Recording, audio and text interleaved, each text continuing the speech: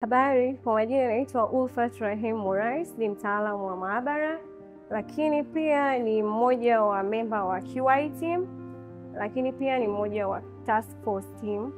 Kama tunavyojua, mwanzo safari yetu ilipoanza mpaka sasa hivi kuna assessments mbalimbali zilifanyika. Tulianzia level 1, tukaja level 4, lakini sasa hivi by Safe Care Standard tuko level 5.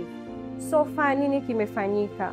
Kilichofanyika kikubwa ni kutengeneza uelewa kwanza wa kujua nini kinatakiwa kifanyike.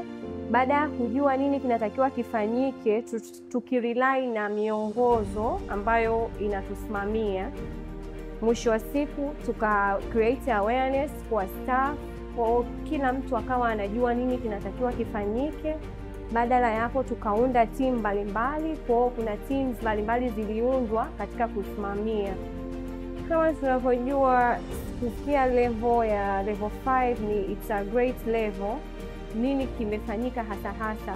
Kuna zile elements ambazo zilitakiwa zifanyiwe effort. Kuna 13 elements. Kwa hiyo katika kila element tuliweka msimamizi mmoja ambao tukaunga task force team kuhakikisha kile ambacho hakifanyiki kinafanyika. Lakini mwisho wa siku kulikuwa na mpango mkakati. All in all, tunashukuru tumefika level 5.